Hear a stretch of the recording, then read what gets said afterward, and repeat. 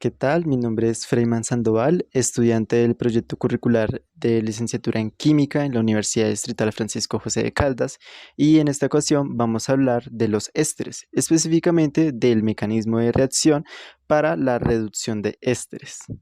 Como primera consideración, debemos ver qué son realmente los ésteres. Podemos comprender los mismos como un grupo funcional en donde el carbono está unido a un oxígeno con un doble enlace y a su vez a un oxígeno con un enlace simple, el cual continúa, digamos, con una cadena, un radical. Y este carbono a su vez, y por último, para completar los cuatro enlaces, se conecta a otra cadena carbonatada, podemos decir. Con esto, pues los ésteres se reconocen o son propios de un característico olor, de muchos olores según el tipo de éster que se posea.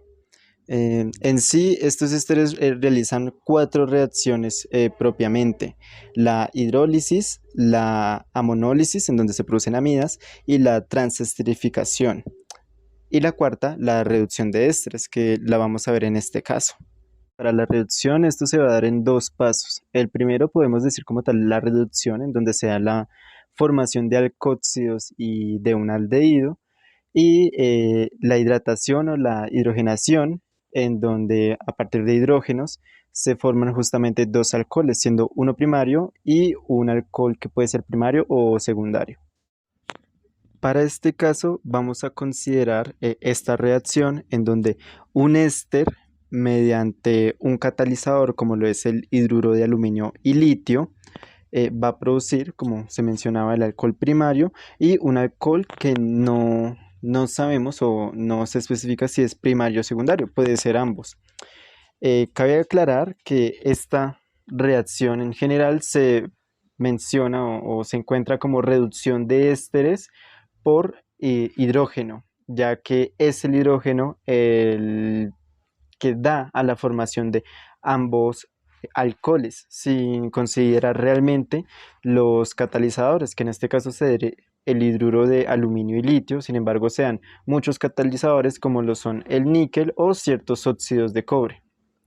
Ya directamente en el mecanismo de reacción, como primera medida, vemos que el catalizador de hidruro de aluminio y litio ataca de manera nucleofílica al carbono con el doble enlace al oxígeno. Debemos recordar que al ser muchísimo más electronegativo el oxígeno, este va a estar cargado parcialmente de manera negativa, mientras el carbono queda con una carga parcial positiva. Es por esto que el ataque nucleofílico se da desde los electrones o desde el enlace del hidrógeno al carbono. Como tal, esto conlleva a la formación de un nuevo enlace en el carbono, lo cual conlleva la pérdida de uno de los enlaces del carbono con el oxígeno, manteniendo el doble enlace.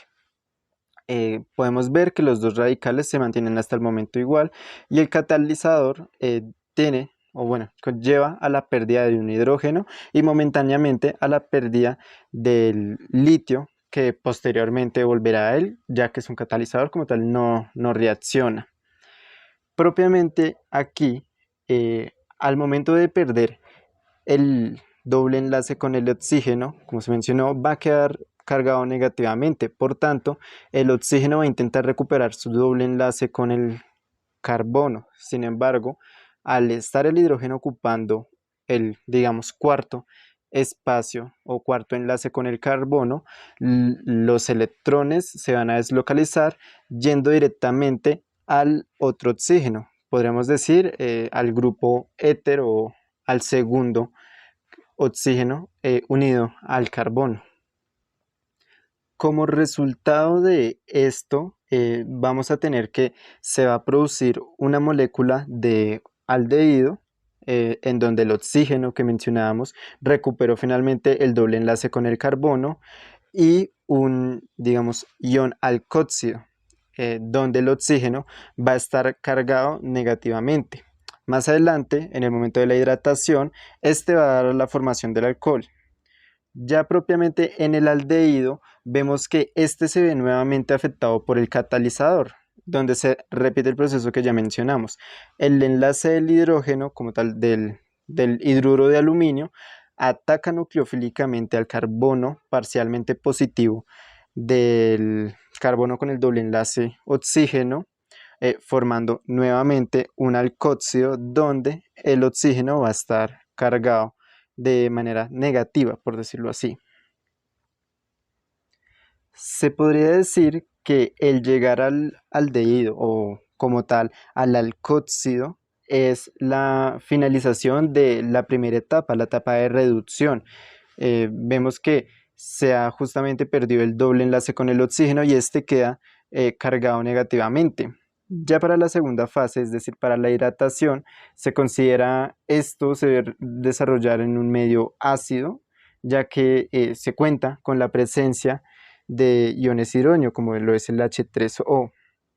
Para este caso, el H3O va a estar cargado positivamente, por tanto, uno de los protones va a ser arrancado por efecto de la carga negativa que tiene el oxígeno, lo que finalmente formará el alcohol que llamamos alcohol primario junto con agua. Este proceso es igual al que se realiza con el grupo éter que anteriormente quedó también cargado negativamente.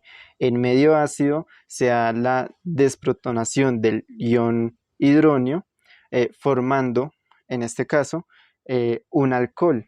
Especificamos que no se sabe si es un alcohol primario o secundario, ya que este es un proceso utilizado generalmente para ésteres de gran tamaño, con cadenas carbonatadas muy grandes, moléculas orgánicas muy grandes, y que por tanto son muchísimo más complicados de sintetizar por los medios tradicionales de alcoholes, siendo los ésteres una de las alternativas más viables y con cierto rendimiento mayor.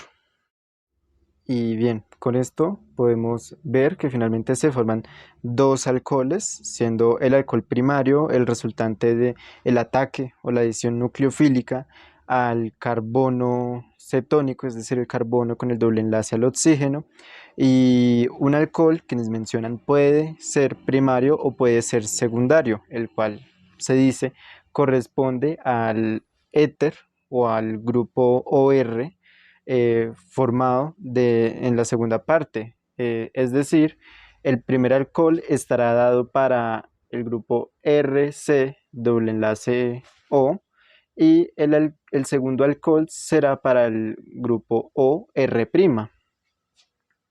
Y bien, considerando que este proceso se realiza en medio ácido para que esté a disposición los iones hidróneos para la hidratación, se puede decir que los catalizadores pueden variar mucho. Como ya se mencionó, se pueden llegar a utilizar catalizadores como el níquel, óxidos de cobre o en este caso el hidruro de aluminio, los cuales van a hacer que den los enlaces entre el hidrógeno presente en el medio o de los catalizadores con el el carbono cargado parcialmente, es decir, con carga parcial positiva, como lo es el carbono con el doble enlace al oxígeno. Bueno, pues para finalizar, considerar que los ésteres son muy usados en la industria perfumera, ya que pues están dotados de muchos olores. Según los dos recales que tengan conectados, sus olores pueden cambiar muchísimo. Propiamente este mecanismo de reacción es de un gran interés para la industria de detergentes y para la obtención de alcoholes, los cuales están dotados de cadenas muy largas. Es por ello que se suele utilizar con ciertas grasas o aceites para conseguir tales alcoholes.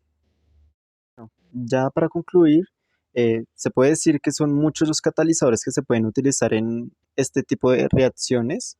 El mecanismo de reacción refleja que lo principal que se da es un ataque o una adición nucleofílica, donde justamente se insertan hidrógenos a iones alcóxidos que se producen por todos estos ataques, produciendo finalmente dos alcoholes. Y eso sería todo.